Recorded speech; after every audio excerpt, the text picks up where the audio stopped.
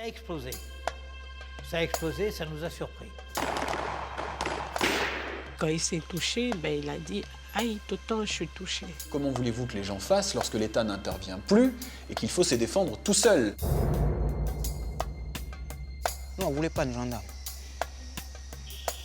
Ils sont restés de l'autre côté de la rivière. Je ne voyais pas ce que je faisais là. J'étais en face de moi, c'était des copains, c'était des amis d'enfance.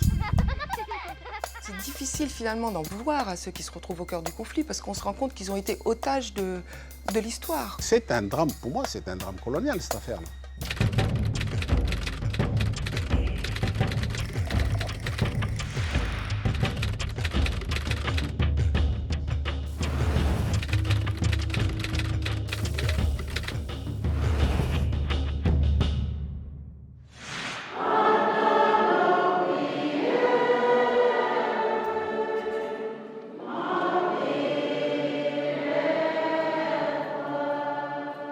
À 10 km de Nouméa, en Nouvelle-Calédonie, le village de Saint-Louis a l'allure tranquille. Une église qui rassemble, mais une rivière qui sépare deux communautés, deux mémoires. Rive gauche, les Mélanésiens, autrement dit les Kanaks, parqués ici à Saint-Louis sous la forme d'une tribu depuis 150 ans. Au milieu, la rivière. Rive droite, des familles provenant des îles françaises de Wallis et Futuna, situées à 2000 km. Elles sont arrivées ici, côté Ave Maria, dans les années 50, au moment où la Calédonie recrutait de la main-d'œuvre.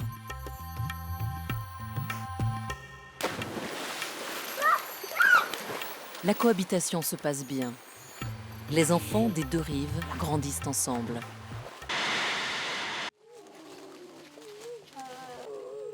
Mais le 3 février 2002, les Kanaks pleurent la mort de l'un des leurs, Jean-Marie Goyeta, un père de famille de 26 ans.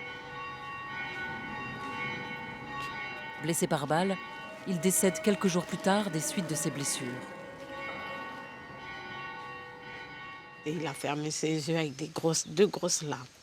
Je lui ai promis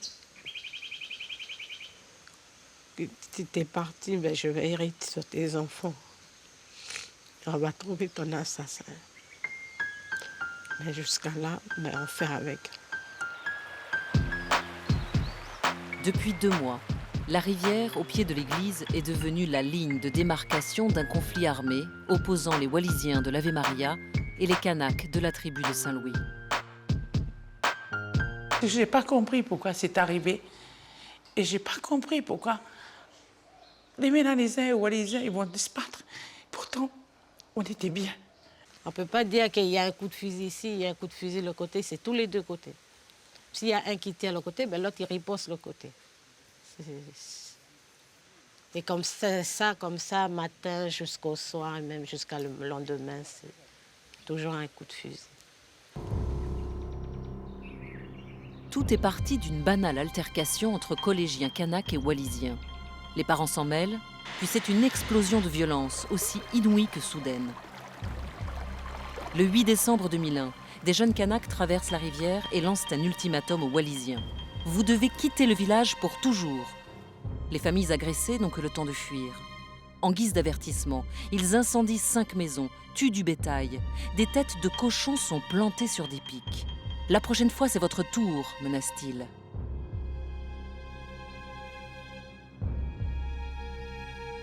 Ça a été une razzia, ça. On n'a plus connu ni père ni mère. Si bien que ça n'était que des ruines. Nous, les jeunes, ils avaient une seule revendication, c'était que tous les Wallisiens partent d'ici, quoi.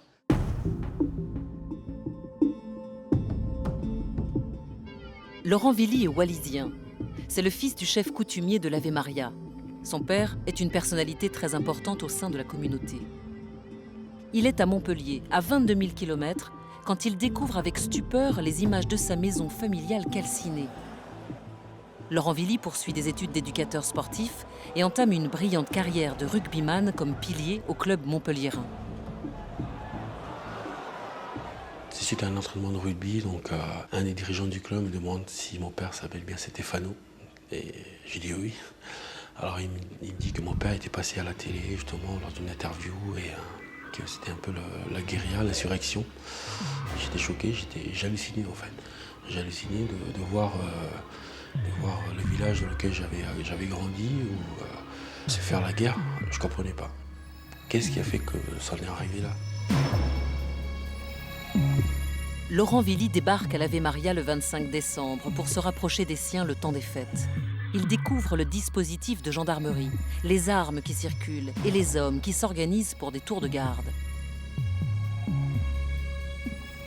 Des fusillades éclatent toutes les nuits. Les enfants ne descendent plus à la rivière et s'enferment dans les maisons avec les femmes par crainte des tirs. On a passé les Noëls avec les coups de feu. On n'a pas pu venir à la messe.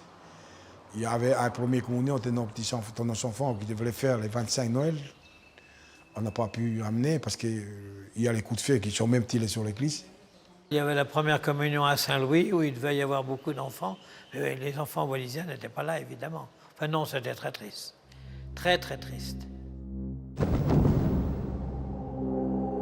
Dans un climat de guerre civile, les tentatives de médiation pour trouver une issue au conflit échouent. Les gendarmes et leurs véhicules blindés jouent le rôle de force d'interposition pour éviter toute incursion d'un groupe sur la rive adverse.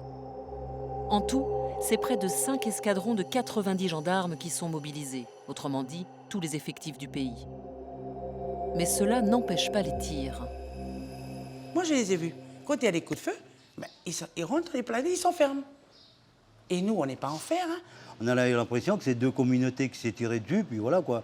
La vie, elle continue, et puis personne s'en inquiète, quoi. J'ai eu l'impression vraiment qu'ils jouaient un peu à la petite guerre, en se cachant des mobiles qui arrivaient ou des trucs comme ça. Ça devenait comme au cinéma, comme au cinéma. Enfin, comme au cinéma, mais en même temps, quelque chose de très fort. Quoi. On est quand même sur le niveau le plus haut de ce qui peut être affronté dans un pays en paix avec lui-même, qu'est la France. On priait pour ne pas mourir et on priait pour ne pas être touché. Mais on ne pouvait pas s'enfuir, on pouvait aller nulle part. Il fallait rester. On savait qu'on devait rester là.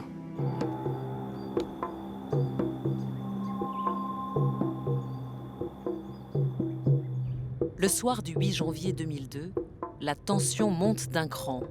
L'ultimatum fixé par les Kanaks arrive à échéance dans la nuit. Les Wallisiens redoutent une nouvelle agression sur leur village. Ils renforcent les postes de tir disséminés tout le long de la rivière. Il faudra veiller toute la nuit et jusqu'au petit matin. Laurent Villy, cette nuit-là, est avec son cousin, allongé dans les herbes, en poste depuis des heures.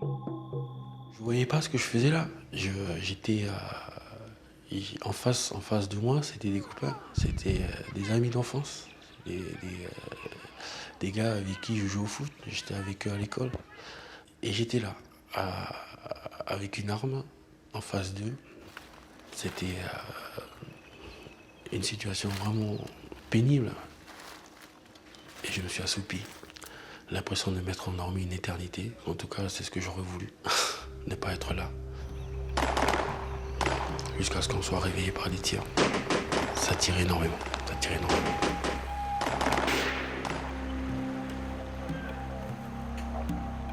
En face, sur la rive en contrebas, Jean-Marie Goyeta, tranquille père de famille, se prépare à partir au travail. Il est 7 heures du matin. Il a entendu des coups de fusil provenant de juste à la hauteur de la maison, là. Puis il a dit avec mon oncle, « Attends, je vais aller voir que ça vient d'où les coups. » Ben voilà, il passe, il traverse la rivière, il s'est planqué derrière le bois de fer et puis c'est là que le coup il est arrivé. Puis quand il s'est touché, ben il a dit « Aïe, tout le temps je suis touché. » Quelques instants plus tard, la rumeur circule qu'un Kanak a été grièvement blessé. Laurent Villy, comme des dizaines d'autres ce matin-là, a tiré en direction de la rivière. Moi, sur le coup, je psychote, je me demande, mince, c'est moi, c'est pas moi, je sais pas, qu'est-ce qui s'est passé sur Montia. Mon cousin Germain, bien sûr, tout fier, annoncer tout fier que c'était moi. J'en savais rien. On ne peut pas comprendre ce qui se passe si on ne comprend pas la mentalité wallisienne. Chez les Wallisiens, le chef c'est important, le héros c'est important, c'est une société qui est guerrière à l'origine, comme les Maoris, comme voilà, c'est le Haka, etc., etc. C'est tout à fait ça. Et là, on se trouve en présence en fait du fils du chef de la communauté, qui était une sorte de héros national, puisqu'il joue en première division dans un club de rugby qui commence à monter, qui fait beaucoup parler de lui, etc., qui est très fort, voilà. Et donc il a tout le profil du héros pour la communauté wallisienne. Jean-Marie Goyeta, blessé ce matin-là, était un ami de Laurent Willy. Quand j'ai appris que c'était Jean-Marie qui était blessé, je me suis effondré. Je me suis dit, c'est lui la silhouette que j'ai aperçue dans mon viseur. Voilà, c'est lui. Tout le monde dit que c'est moi, donc c'est moi. Mais je connaissais bien Laurent, il jouait au football à Saint-Louis. Il vient toujours à la maison, dans la cour à la maison, avec des enfants. Ils vont à l'entraînement, ils reviennent, ils discutent, après ils ne savent pas. Ils passent par les ponts, ils montent chez eux.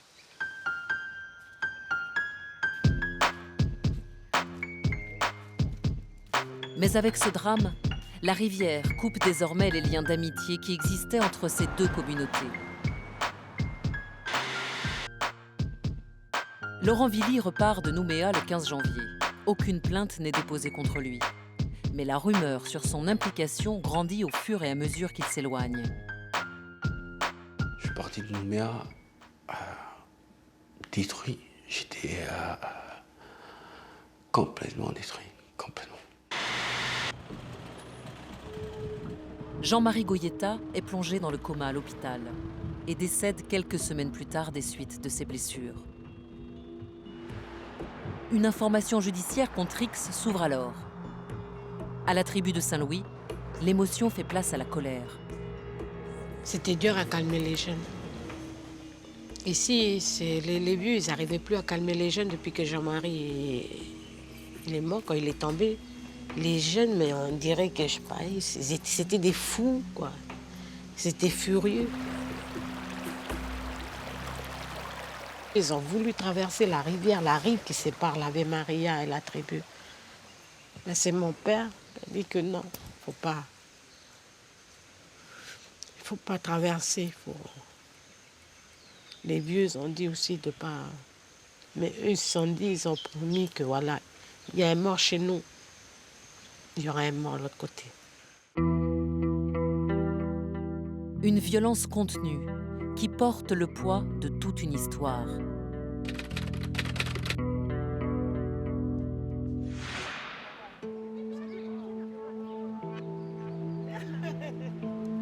L'histoire de Saint-Louis commence avec l'arrivée de la mission catholique des Pères Maristes en 1856. L'administration coloniale, qui a pris possession de la Nouvelle-Calédonie 3 ans auparavant, leur concède du terrain aux portes de Nouméa. La tribu de Saint-Louis se constitue en même temps sur le modèle des réductions, telles que l'avaient expérimenté les jésuites en Amérique du Sud. Le but était de regrouper les populations indigènes, de les évangéliser, de les civiliser. Si l'État français a été si généreux de donner 10 000 hectares autour de Nouméa, c'est qu'il espérait bien qu'il ferait tampon entre les Mélanésiens du Sud et les quelques habitants de Nouméa. Nouméa, c'était le chef-lieu colonial de l'époque et la colonisation commençait donc dans ce chef-lieu. Mais il fallait protéger de Nouméa de l'incursion des guerriers kanaks. Donc l'Église a été un vecteur de l'expansion coloniale malgré elle. Saint-Louis devient le plus important centre d'évangélisation du Pacifique Sud et regroupe écoles, orphelinats et dispensaires. Toute une économie se développe avec la culture du riz, de la canne à sucre, pour subvenir aux besoins de la mission. La tribu kanak pourvoit en âme et en main-d'œuvre. Ici, vous avez la tribu de Saint-Louis, le produit pur sucre du colonialisme français dans toute sa splendeur. On a été chassés de nos terres, nos vieux, ils ont été obligés d'abandonner leurs terres parce qu'ils ont été pourchassés par l'armée coloniale, quoi. Le besoin de terre pour la colonisation s'amplifie dès 1860, date à partir de laquelle la Nouvelle-Calédonie devient une colonie pénitentiaire. Le gouverneur doit trouver des terres, pas seulement pour les bagnards purgeant leur peine, mais aussi pour les libérer.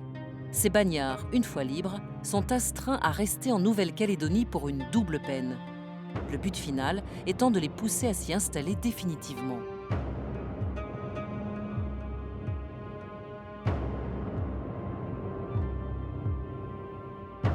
Une grande partie de cette histoire coloniale se fait au détriment des Kanaks.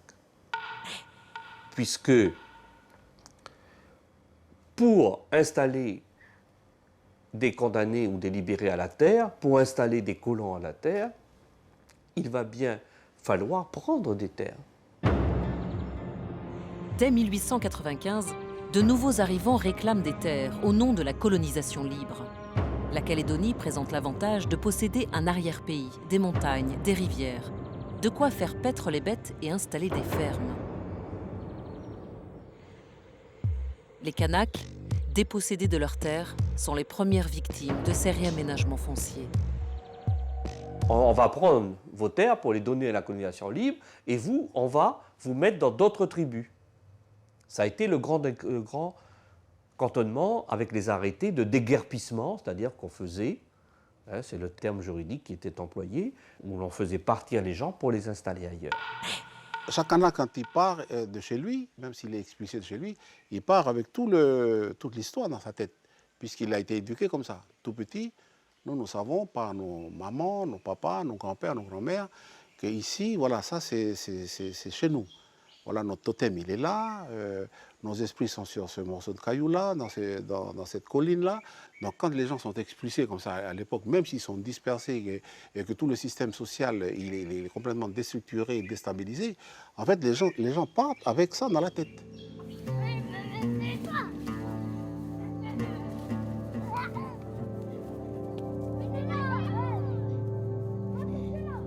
C'est à partir des années 1950 que la tribu Kanak de Saint-Louis découvre son nouveau voisin.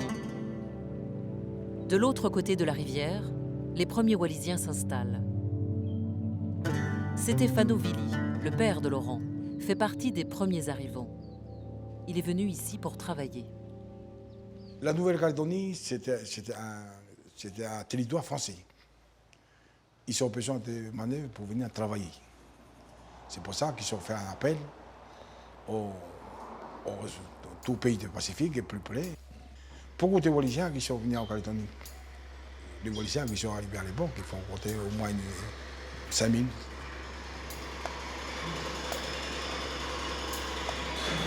Les églises réclamaient des âmes et les mines de nickel des bras.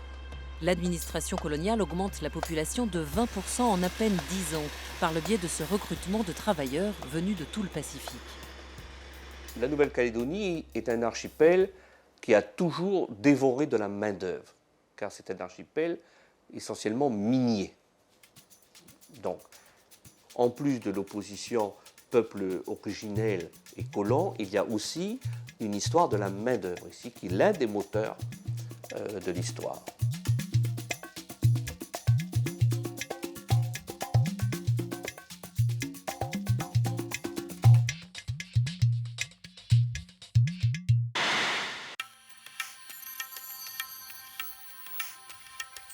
En face de la tribu Kanak, le village wallisien de l'Ave Maria s'étend d'année en année, échappant même au contrôle des pères de la mission encore propriétaires des terrains. Les maisons sont plantées en désordre, sans eau ni électricité. Le face-à-face entre voisins se passe bien, entre tradition océanienne de l'accueil et charité chrétienne. On va à la messe ensemble. Je vais à la chasse, je passe chez eux, je dis bonjour. Tu vois, je ramène des oiseaux comme des noutous, des roussettes, des fois je donne. Je partage, quoi. On peut dire qu'on a grandi ensemble, on a mangé dans les mêmes assiettes aussi. On vivait côte à côte et on a construit nos destins communs, avant que les destins communs, que les gens parlent après. Mais nous, on avait construit en premier. Mais les années 1980 vont donner aux Wallisiens de l'Ave Maria sa couleur politique, anti-indépendantiste.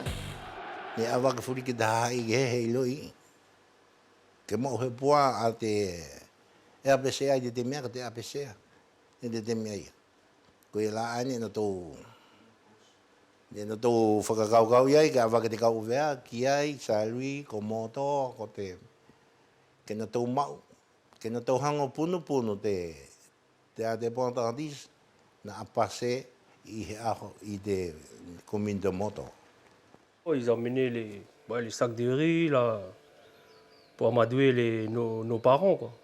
Puis toujours le même discours qu'il faut voter pour la France, sinon il y aura la dépendance, puis après on va retourner à Wallis et Futuna.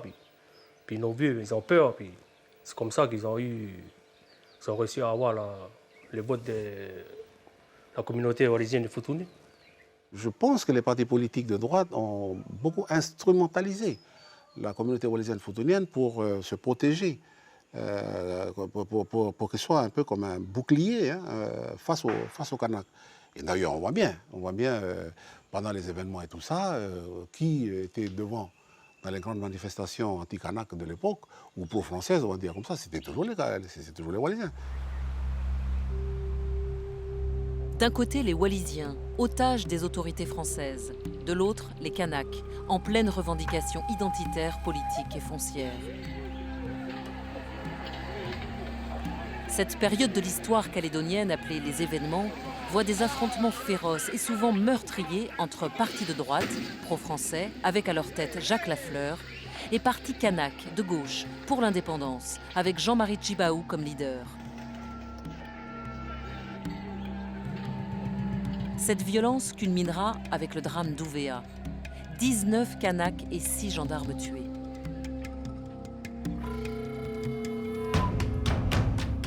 En 1988, les accords de Matignon mettent fin aux événements. Jean-Marie Tjibaou et Jacques Lafleur signent l'accord de paix entre Kanaks et Caldoches. La décolonisation pacifique s'amorce, difficilement. Quelques mois plus tard, Jean-Marie Tjibaou paiera de sa vie cette célèbre poignée de main. Il est assassiné par un extrémiste kanak.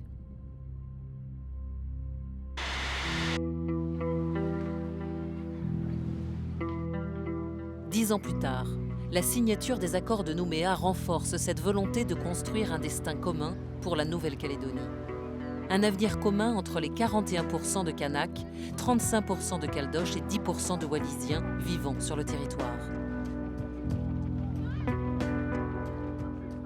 Cette histoire coloniale a posé les germes de ce que nous avons donc vécu entre 2001 et 2003.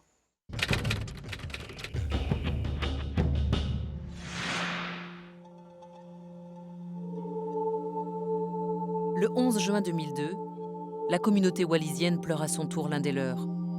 Petelo Motuku, un père de famille de 36 ans.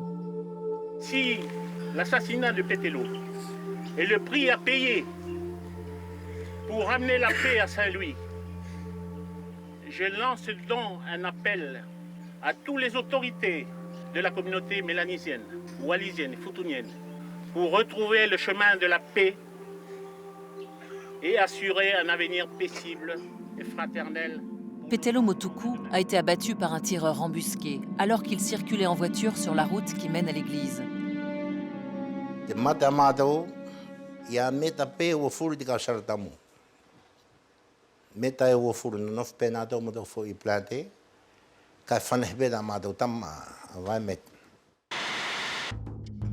Un plan prévoyait de déployer des gendarmes de part et d'autre de la rivière. Mais les Kanaks ont refusé. La plaie du drame d'Ouvéa n'est pas encore refermée. Nous, on ne voulait pas de gendarmes. Ils sont restés de l'autre côté de la rivière. Non, mais même les gendarmes, on n'a pas confiance aux gendarmes. On n'a pas confiance. Vu ce qui s'est passé il y a des années. Puisque nous ne pouvons pas être au sein de la population et dans chacun des deux villages, ça a été de positionner à la limite entre les deux groupes des forces de gendarmerie de manière permanente. Les mobiles ont investi la mission sans aucun accord avec les Nouilles, se sont implantés prenant les bâtiments, en faisant des murs de sacs de sable, comme si vraiment ils redoutaient une attaque. Alors les Mélanésiens viennent à la mission par un pont. Et les mobiles s'étaient mis en face de ce pont. Je pense qu'ils espéraient que les Mélanésiens, s'ils attaquaient les Wallisiens, viendraient en rang serré par le pont, alors que la rivière se traverse presque à pied sec tout au long. Le conflit s'enlise. Si certaines familles wallisiennes anéanties finissent par partir, d'autres résistent.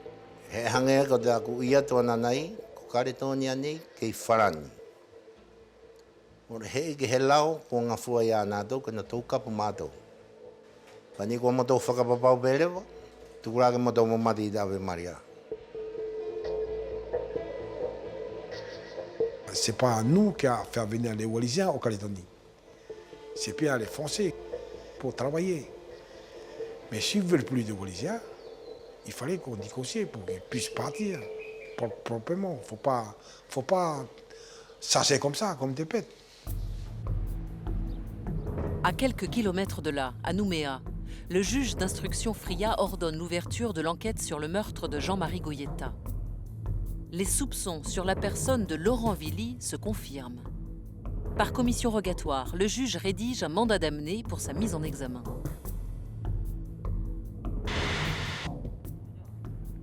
De son côté, Laurent Villy est depuis son retour de Nouméa un homme torturé de s'être retrouvé au mauvais endroit, au mauvais moment.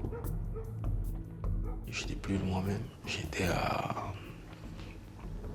en dépression, je pense que j'étais en dépression, détruit par le conflit, mais aussi ce qui s'était passé, ce tir, où tout le monde me disait que c'était moi, et que je m'étais aussi convaincu que c'était moi. Sa voix, elle a changé, c'était plus mon fils, Laurent, avec ce qu'il avait vu, ce qu'il avait vécu auprès de son père et toute sa famille,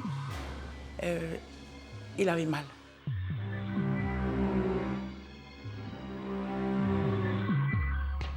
Le 22 août, il est appréhendé à son domicile avec sa petite amie par 3 gendarmes venus de Nouméa. Placés tous les deux en garde à vue, il finit par faire des aveux. Je me suis retrouvé face à une institution judiciaire qui m'a broyé, qui m'a malmené, qui m'a vraiment broyé. Et ils vont garder sa petite amie dans la pièce à côté.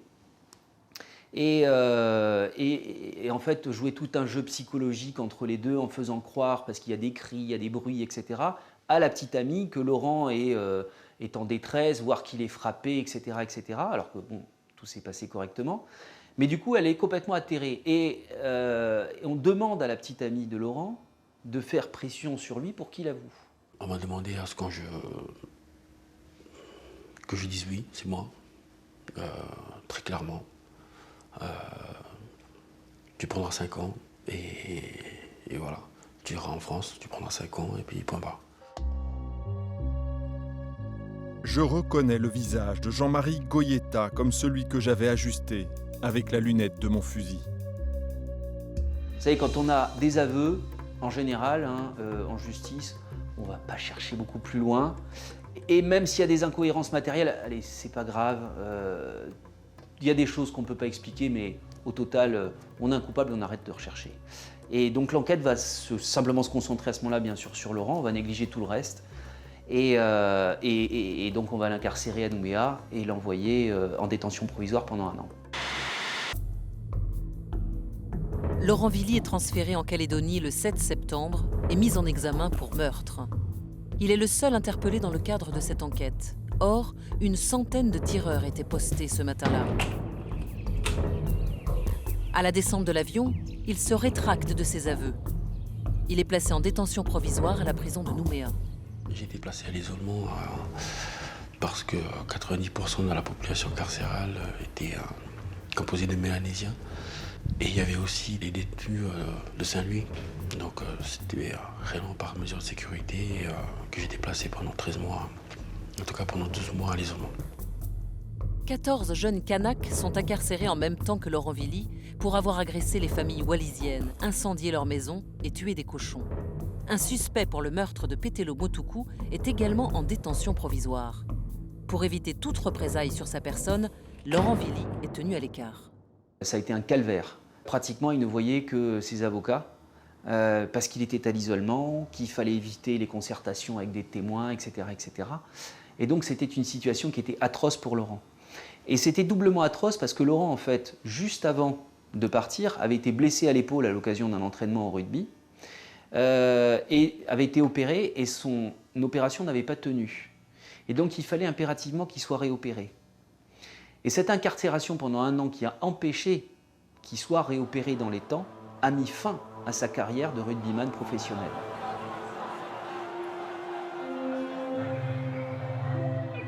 La grande famille du rugby organise un comité de soutien pour le pilier qu'elle a perdu. Des fonds sont récoltés pour le soutenir dans cette épreuve.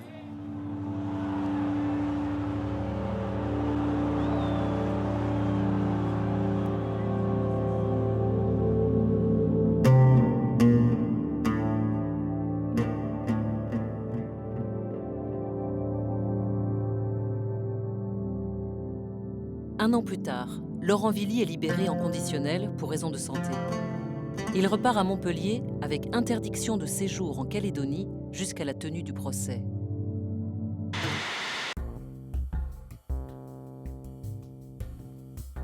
De réunion en table ronde, les pourparlers de négociations pour sortir du conflit semblent s'accélérer sous la houlette d'un nouveau commissaire fraîchement nommé. On voyait bien que les Wallisiens ne pourraient pas rester sur l'Ave Maria sans un effort militaire important. Donc on a décidé que ça n'était pas la priorité de les maintenir sur place. La priorité était de leur permettre de vivre en Nouvelle-Calédonie et non pas de se cramponner sur ce lotissement de l'Ave Maria. Ils n'avaient pas de raison particulière, coutumière, historique d'être à l'Ave Maria, donc il fallait ensuite, je veux dire, gérer ça comme un problème purement foncier, purement immobilier.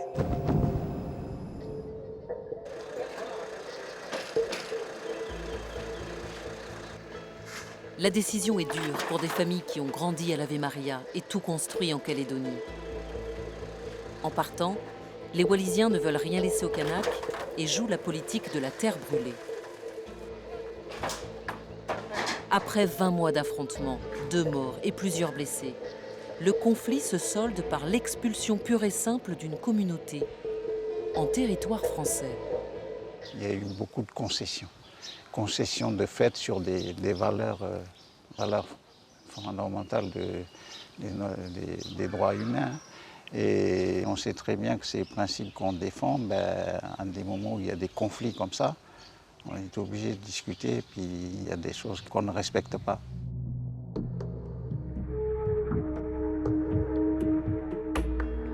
Il y a à côté de Nouméa qui dit, avec les testats communs, que toute communauté il peut vivre ensemble.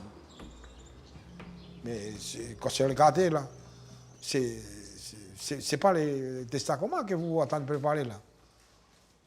Vous devez attendre chasser les communautés, les Wallisiens là. Vous dites, t'es partir comme ça, il faut tirer des coups de feu pour les maisons pour partir. Mais il est où? Dis-moi s'il est écrit sur les testats communs. L'indemnisation des familles de l'Ave Maria pour les pertes subies est gagnée d'arrache-pied, après différents recours auprès des tribunaux. Quant au préjudice moral, l'État ne veut pas en entendre parler. Aujourd'hui, les Wallisiens de l'Ave Maria vivent disséminés dans des lotissements, en périphérie de Nouméa. Des victimes sacrifiées sur l'autel de la sécurité et de l'ordre public, puisqu'il était plus facile de les faire partir plutôt que de rétablir l'ordre, méritaient un sort meilleur, méritaient qu'on s'intéresse à leur sort, qu'on les indemnise et qu'on ne mégote pas leur indemnisation.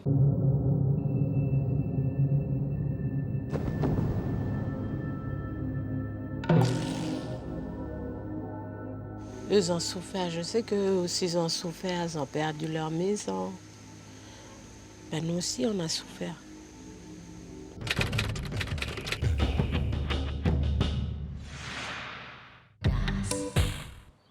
Nouméa, la capitale, est à une demi-heure à peine de Saint-Louis, avec ses villas neuves, ses appartements défiscalisés, ses 4x4 de luxe. En quelques années, le boom du nickel a tout adouci, même la pauvreté et la politique. Mais à la tribu, au bord de cette route qui relie Nouméa à l'une des plus prospères exploitations de nickel du pays, on regarde les 4x4 passer.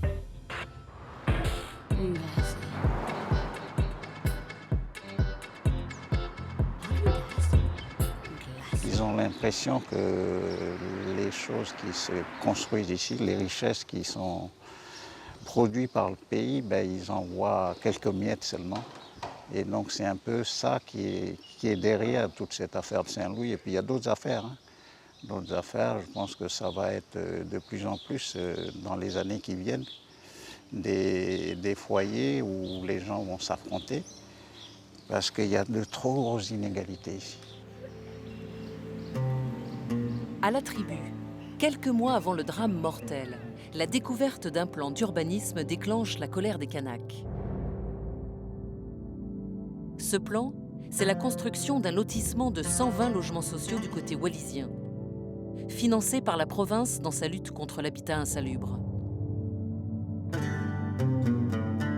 Côté tribu, les derniers grands travaux datent de 1977. Des poteaux électriques et un peu de goudron.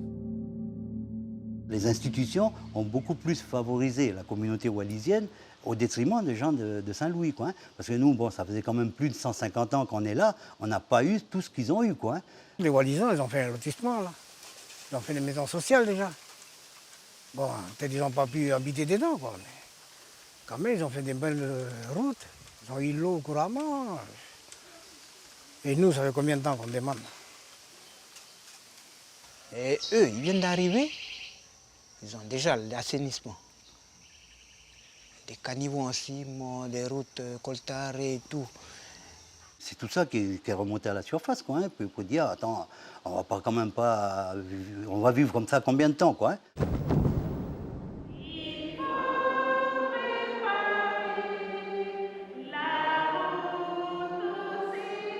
Les rancœurs s'accumulent d'autant plus qu'au moment où les prêtres de la mission restituent à la tribu 400 hectares de terres coutumières, les Kanaks ont autorisé les Wallisiens à rester sur un îlot de 23 hectares. Ça avait fait l'objet donc d'un acte, un procès-verbal de palabre, comme on dit ici, et ces terres avaient été données coutumièrement aux chefs coutumiers wallisiens, en leur disant, par ce geste, vous êtes chez vous, nous vous donnons coutumièrement ces terres. À partir du moment où leur coutume est respectée, où l'on reconnaît qui ils sont, tout est possible. Mais jamais, jamais rien ne sera possible ici si l'on ne pose pas d'abord comme préambule la reconnaissance du peuple premier, celui qui a accueilli tous ceux qui sont arrivés par la suite. On n'a pas exercé notre droit sur les 23 hectares, puisque les Wallisiens étaient là, mais on a dit que vous restez sur les 23 hectares, il ne faut pas déborder. Et puis on avait fixé le nombre de familles qui devaient s'installer là, et puis pas une famille de plus, parce que sinon on allait avoir des problèmes. Mais le nombre va considérablement augmenter. Le tremblement de terre de 1994 sur l'île de Futuna accélère l'arrivée de nouvelles familles. D'abord hébergées temporairement chez des proches, elles finissent par s'installer à l'Ave Maria. Une grande problématique de cet habitat de l'Ave Maria, c'était une situation de squat avant l'heure. C'est un peu ça que les jeunes chez nous, ils voyaient, ils disent, attends, on nous a chassés de chez nous, on s'est installé ici, on a repris nos marques, tout, on a essayé de redémarrer comme on peut. Aujourd'hui, on va être envahi, puis qui dit qu'on ne sera pas chassé demain? Bon, je ne sais pas, moi, c'est des questions qu'on se pose.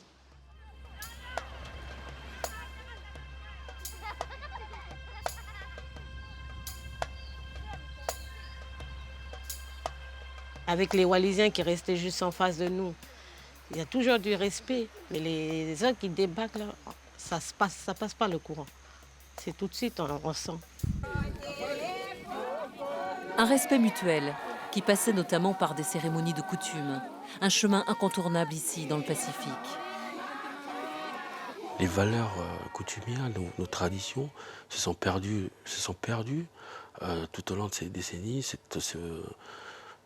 Par la communication, on n'a plus communiqué entre nous, entre Mélanesiens et Wallisiens. Les générations qui suivent n'ont plus cette habitude que la coutume nous encadrait en tout cas.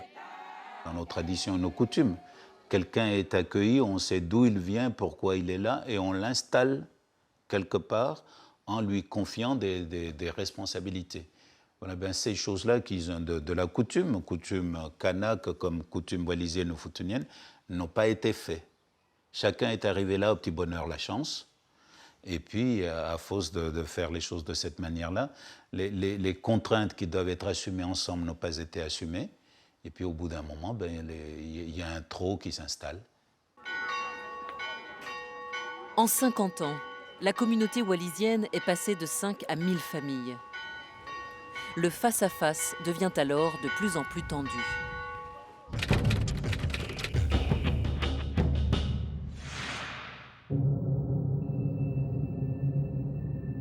Le 3 février 2002, le kanak Jean-Marie Goyeta est enterré.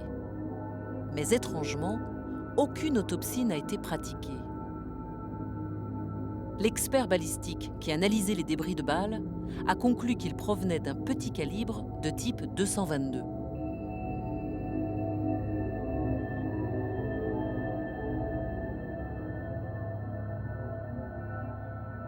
Il y avait une contradiction. Laurent Villy avait toujours dit avoir une 270, alors que l'expert à l'époque parlait d'une 222. Et c'est la raison pour laquelle, finalement, le parquet a formé une demande, le juge d'instruction, auprès de mes clients, pour que le corps de Jean-Marie soit exhumé. Ça a été quelque chose d'abominable. Et là, on découvre dans le corps de Jean-Marie Goyeta les restes d'une balle de calibre 270. Et du coup, on était dans une situation qui était impossible, puisqu'il avait avoué avoir tiré avec une carabine 270, il avait avoué avoir tiré sur Jean-Marie Goyeta, il y avait le calibre, il y avait la balle, il y avait les aveux, le dossier était bouclé. Un dossier vite bouclé, pour une instruction qui semble se faire avec quelques irrégularités. Si l'autopsie est réalisée plus d'1 an après le drame, il faudra attendre 18 mois pour que la reconstitution soit faite. Encore une fois, on s'en fichait, on avait les aveux de Laurent Villy. Quel besoin on avait d'aller prendre des risques sur le terrain en mesurant la distance qu'il y avait entre le poste de tir de Laurent Villy et l'endroit où se trouvait Jean-Marie Goyeta, la hauteur où se trouvait Laurent Villy par rapport à l'endroit où se trouvait Jean-Marie Goyeta, alors que ça avait une importance considérable. En août 2003, dans un climat de tension à Saint-Louis, le juge procède à la reconstitution en gilet pare-balles, sans le principal suspect, mais en présence du témoin numéro 1, Constant Dawano. C'est l'oncle de la victime. Il accompagnait Jean-Marie Goyeta le matin où celui-ci a été touché.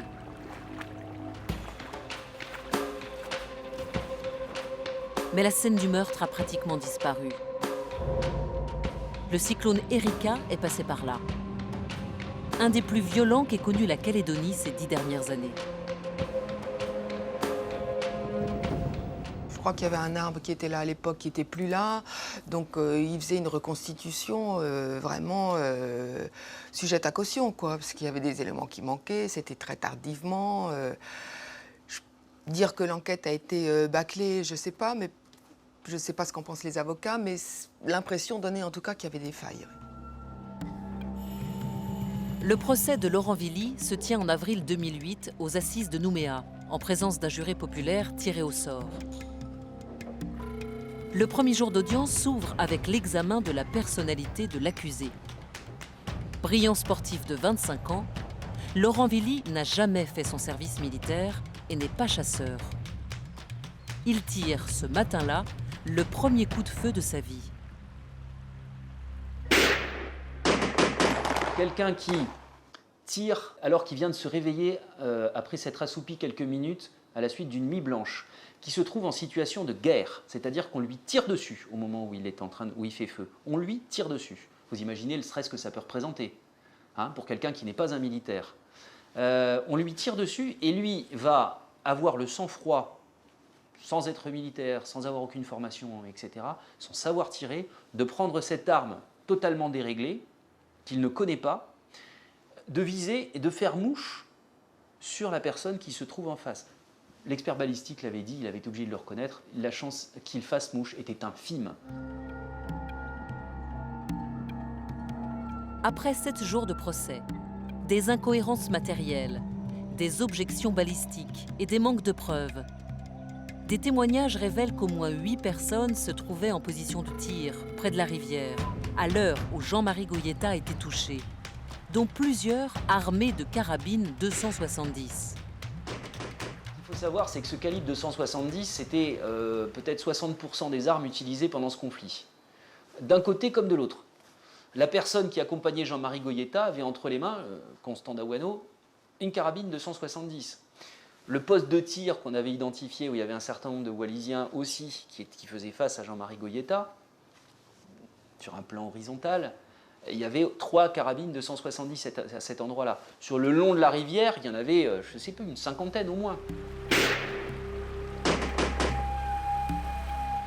Bien sûr, il a eu quelqu'un, comme pratiquement tout le monde cette nuit-là, dans le viseur de sa lunette ou dans sa ligne de mire, et il a fait feu de l'autre côté, comme du côté de Saint-Louis, c'est arrivé aussi, voilà. Et ça, il faut savoir que c'est 100 personnes d'un côté, 100 personnes de l'autre, au bas mot, quoi, hein. Après 1 heure de délibéré, le verdict tombe. Laurent Villy est acquitté. Il y a incompatibilité entre la trajectoire de son tir et l'emplacement de la blessure de Jean-Marie Goyeta.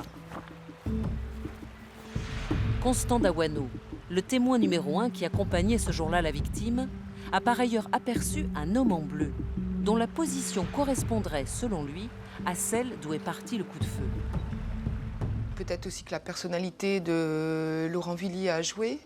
C'est quelqu'un qui a toujours été très posé pendant le procès, bon, qui est un sportif, quelqu'un de calme, enfin, qui n'avait rien d'un va-t-en-guerre ou d'un nervi, quoi. C'était pas du tout ça, le profil de Laurent Villy. Il restera malgré tout le fait qu'aucun Wallisien, aucun membre de la communauté wallisienne n'aura été condamné dans ce conflit qui aura duré des années. On est obligé de s'expliquer puisque ça fait 7 ans... Quelques semaines avant, les procès des 14 Kanaks auteurs des exactions commises contre les Wallisiens ont abouti à des peines avec sursis. Quant au tireur qui a mortellement touché Petelo Motoku sur la route de l'église, il écope de 9 ans de prison. C'est pas juste, quoi. La justice, ils trouvent un coupable pour l'autre, et puis pour l'autre, il n'y a rien. Ils n'ont pas fait leur travail. C'est bafoué. Nous, on appelle ça la justice coloniale. C'est la justice coloniale. Il faut que tous les deux côtés payent. C'est tout. Il n'y a que nous qui payons ici. Depuis qu'on nous passe au tribunal, il n'y a que nous, Mélanésiens, qui payent. Mais eux...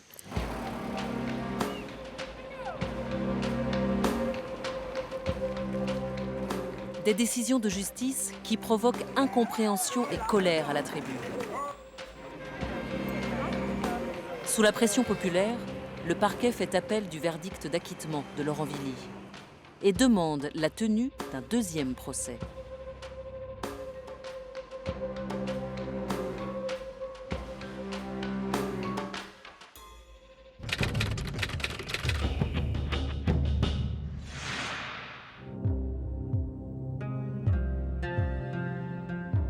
Sept ans jour pour jour après le début du conflit entre Wallisiens et Kanaks, le 2e procès de Laurent Villy aboutit à un 2e acquittement.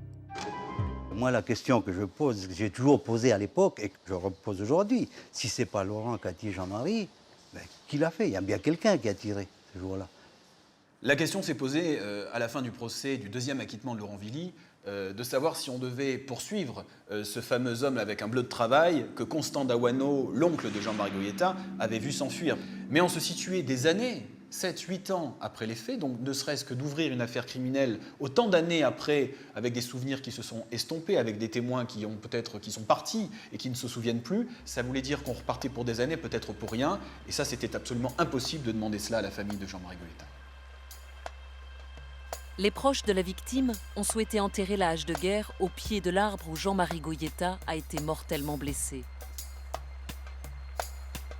Une façon de faire le deuil et de louer la mort de ce père de famille kanak qui a grandi entre les deux rives. Il est mort comme un héros. Il est mort pour la terre, pour notre terre, ben voilà.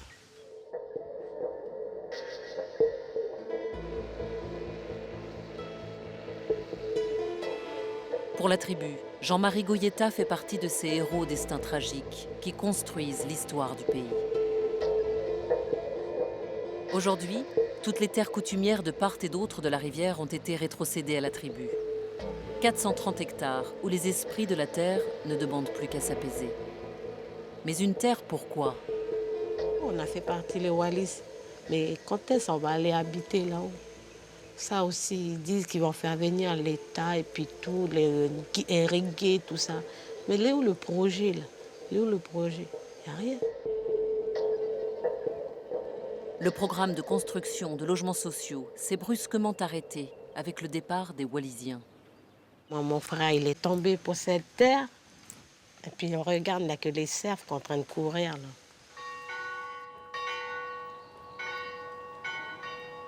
L'église de Saint-Louis ne rassemble plus que les Kanaks de la tribu et une partie des bancs reste vide. Même l'école a failli fermer, faute d'élèves.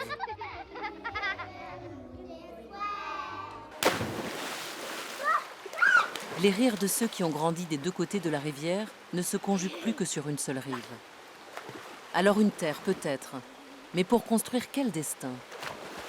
C'est un des signes que le destin commun n'est pas facile à faire en Nouvelle-Calédonie, mais je crois surtout que c'est un signe du fardeau historique qu'il y a dans ce pays, quoi. On n'oublie pas 150 ans de relations conflictuelles, de colonisation, de personnes qui sont arrivées de l'extérieur, aussi avec leur histoire, qu'ils soient vietnamiens, européens. Tout le monde a un petit peu sa charge historique. Et là, en fait, ce qu'on demande dans le destin commun, c'est à tout le monde d'oublier ça, un peu, de poser sa valise et de vivre tous ensemble. Mais c'est clair que c'est difficile, ça se fera à petits pas et avec des éclairs et des étincelles comme celle qu'il y a eu à Saint-Louis, parce que de temps en temps, les abcès crèvent et oui, ça fait mal.